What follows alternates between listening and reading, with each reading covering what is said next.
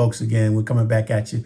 We actually hit that subscribe button if you're interested in what we're doing and you're for the cause. We appreciate you and all the things that you do. We're going to go back. We're going to continue our discussion on politics. We had talked about, I deviated a little bit and talked a little bit about religion, but now I'm going to come back to politics. And yes, politics today are very ugly, right? They are very ugly, and decorum and being decent to one another, all of that's kind of out. Donald Trump ushered back in a time where people are free to say whatever they want to say. Good, bad, ugly, you name it. They're able to say that. He didn't really usher it in. You got to go back to the Tea Party, and then he jumped in and with Obama and started saying Obama wasn't born in America and started that whole phenomenon. And then, of course, you had all the haters that believed in just ugly, ugly politics.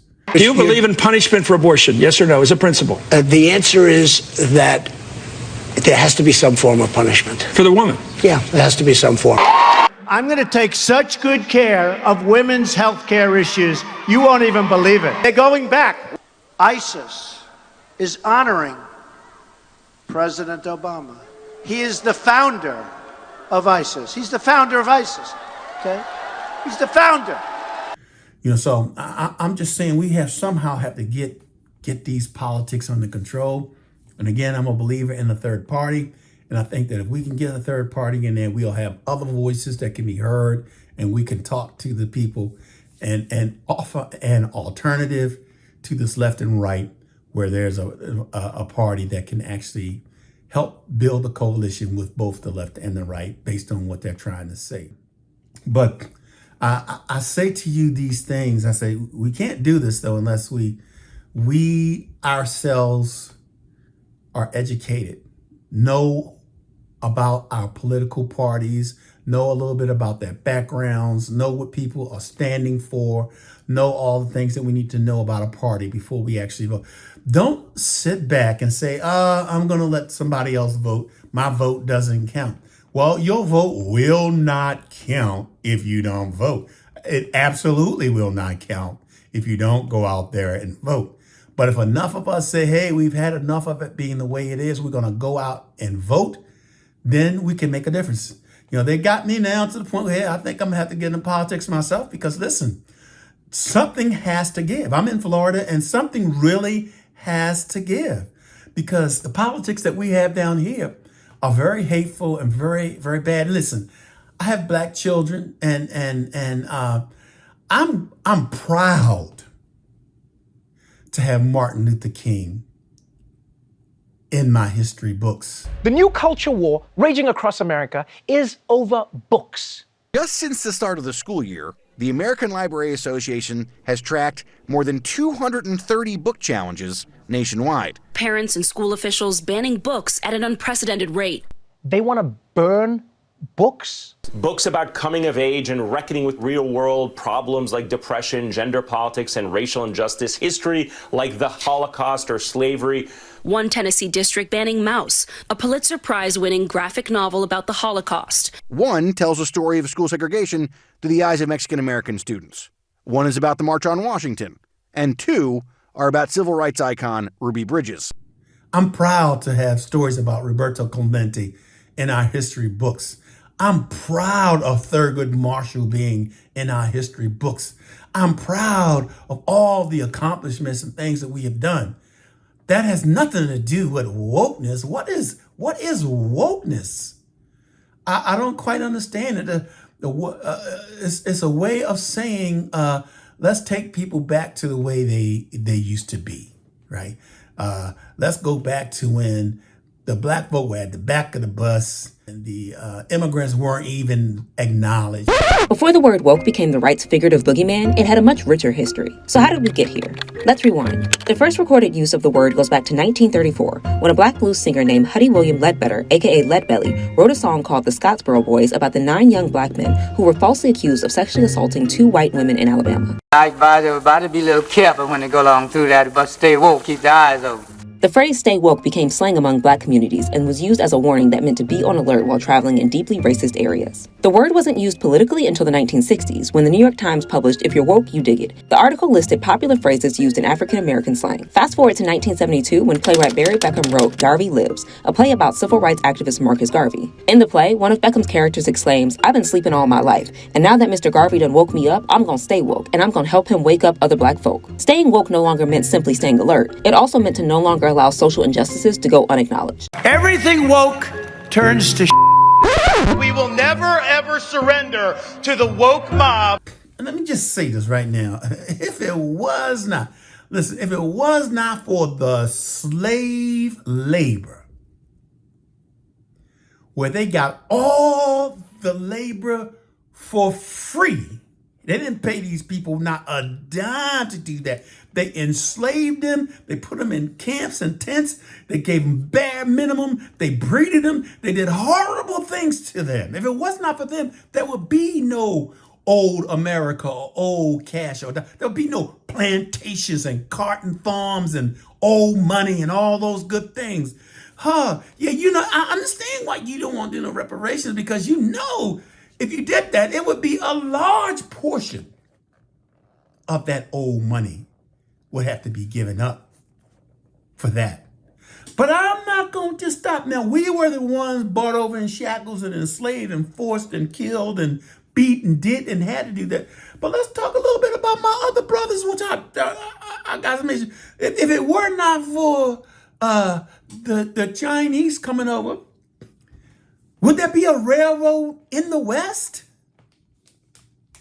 Would there? Yeah. They came over and those folks helped build the railroad so we could have a transatlantic railroad where we can go from one side of the country to the other on a train. They had the Irish building it because, again, they don't want to be trying to do this hard work.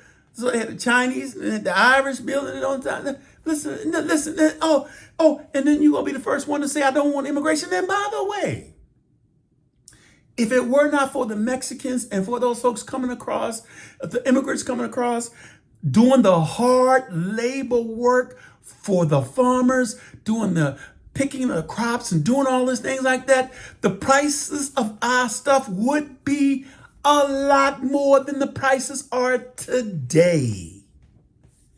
But you're the same one to complain about every single immigrant or whatever, be they were bought in chains or if they tried to come here to have a better life. You're the first one to complain about that. Ugly politics is what that is. Ugly politics. Very ugly. We came out of the 60s, and yes, there were tragedies. The death of Martin Luther King, Robert Kennedy. John Kennedy got shot earlier on in that. But it was a long, tough struggle. And then you enter into the 70s, and they begin to move forward some actions to make things right. Hey, white man, look at me. Can't see me, huh? But I see you. Well, I'm gonna make you see me, because black is beautiful, baby. You're gonna see me. I'm gonna make you see me, starting right now. They did a lot of stuff on, say quotas or affirmative action or some of the things that they did. They did all those things to right some of the wrongs that they would. But the very moment that people started to do better, they couldn't stand the fact that black folk were getting college degrees, getting into these positions, getting these jobs. I'm one of those, got those advantages. I ain't asked you to give me a goddamn thing. Just open the door. Let me compete. And I will do the rest. But the doors were closed until they opened up the doors. I was in the military and they needed a quota and they needed a couple people to do certain things. And I was able to go through those doors and my life has never been the same again. But do you want taxpayers? Do you want people that work hard and can be entrepreneurial and support this country? It's okay, if they're in California and they're in Silicon Valley, then it's okay. If they're in Silicon Valley and they're white, that's all right, right? Or if they're Asian or whatever it might be, that's all right, right? But there's a problem with it, you know, when you have us black folks and you have other folks in here trying to do stuff and trying to better themselves.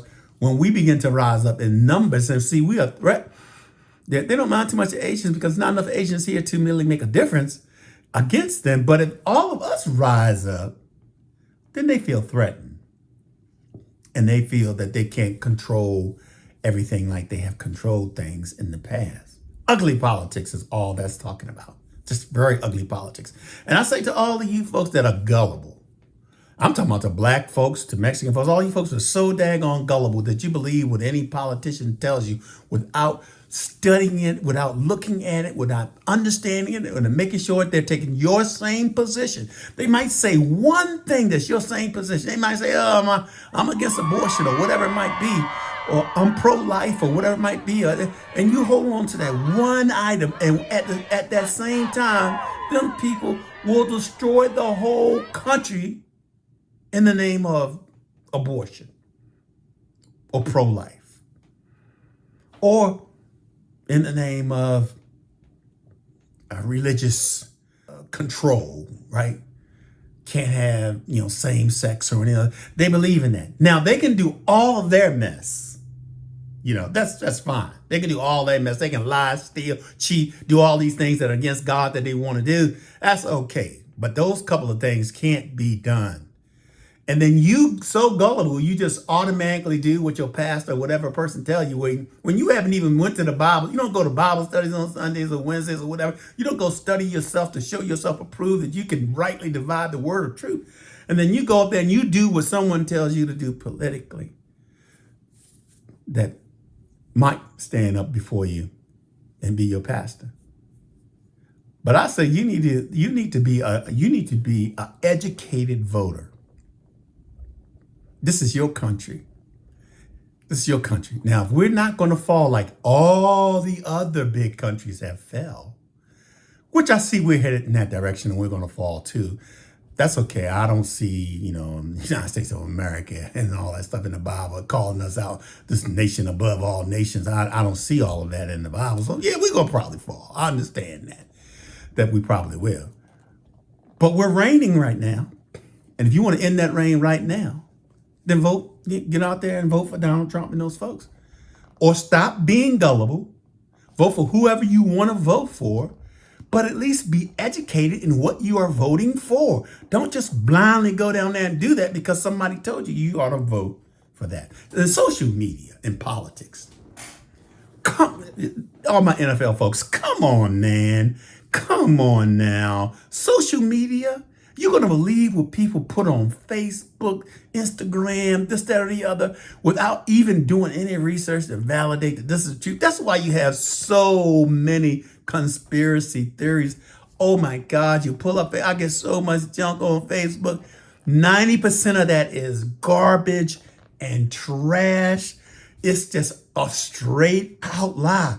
To the point when the truth comes, I think the truth is a lie. So I'm just the opposite. I ain't fake news. I think everything, all the stuff is true. But the media itself is completely different today. It's available 100% of the time to folks. You're never without it.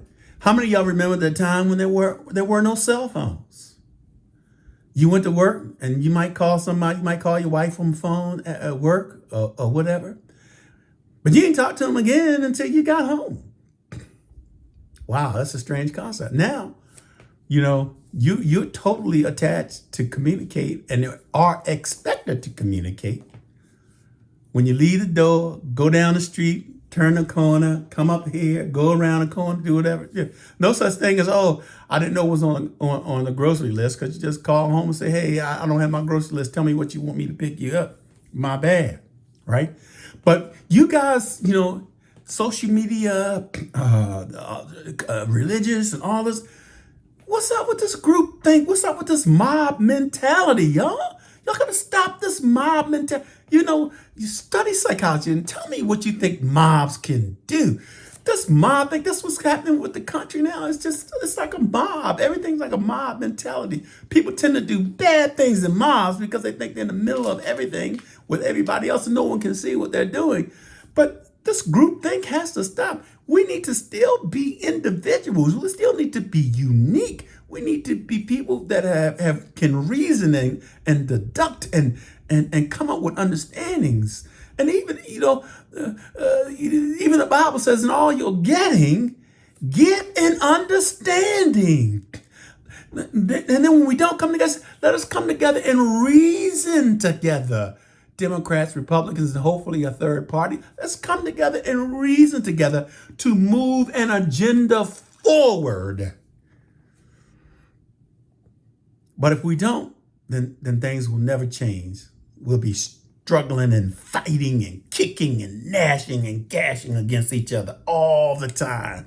Nothing will ever be getting done. We'll just be running around doing things crazily, So I say unto you, we need to unify. I think there has to be some sort of unity, right? But let's unify as individuals that are unique individuals that come together on a common good, not a common bad, not a common chaos, not a common foolishness. Let's work towards a common good for all people. So we're always stuck on the rich and the poor and the middle class and everybody's this, that, and the other. Why can't we just come together as a holistic group of folk and blend in all these folk, and blend everybody in together? That's another one of those biblical things that keep coming up here, man. The love of money, man, is the root of all evil, man. People just do things for money that they shouldn't ought to do, and they want to be billionaires, millionaires at any cost. They want to have a mega church, this, that, and the other at any cost. They sell their moralities, they sell their Christianity, they forsake Christ, they do all these things for this money and all this other stuff. And then what does that give you? What does that get you at the end of the day? What does that get each of you at the end of the day? So I'm saying to you politically, take control of your political position. Vote whoever you want to vote for them. But be an informed voter. Know what you're voting for. Know what you're voting against. Know who you're voting for. Know who you are voting against. And do not be gullible. Do not just do something. Oh, my pastor said this, or the bishop said this, or the apostle said this, or my leader said this, or the union said this, or whatever. No. When you get into that booth, vote your heart. Vote what you believe in as an individual. Groupthink, mob mentality, man, can cause really bad things to happen. And so I also am encouraging all of my young voters.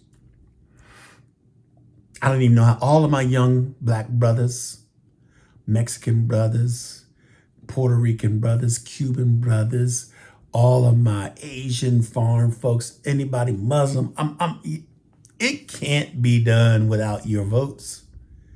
We need everyone to vote. Don't go home and say, oh, my vote does not care. That is a lie.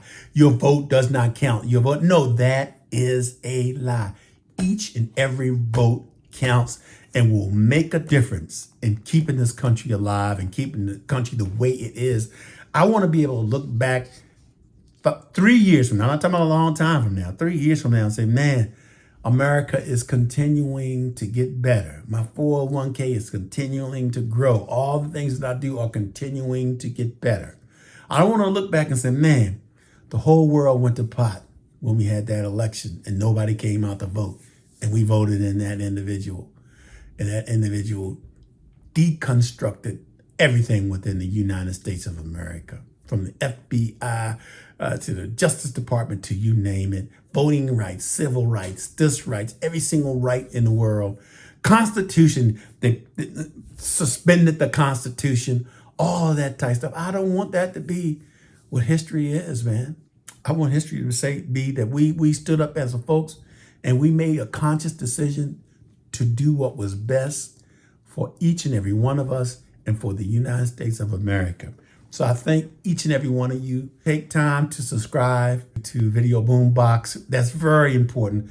Let me say that one more time. Take time to hit the subscribe button to Video Boombox so we can continue to do the things that we want to do. Always, you can hit me up on my website, rodneyfowlkes.com. You can send me some comments. You can talk about different things you want to do or things you like to. We're also planning an event. I was there. We will be in the city of Atlanta sometime in June. I'll have more information about that. The first 150 people we're going to let in the door. We're going to close the door at 150 people. We're thinking about having it in Buckhead. So keep that in mind. We're planning to have an I Was There event in Atlanta, Georgia, in the Buckhead community. And I would love to see each and every one. I'd like to shake your hand. I would like to share and some time with you and talk a little bit about what we are doing as a group. Thank you so much for your time. We appreciate you and love you all. Thanks.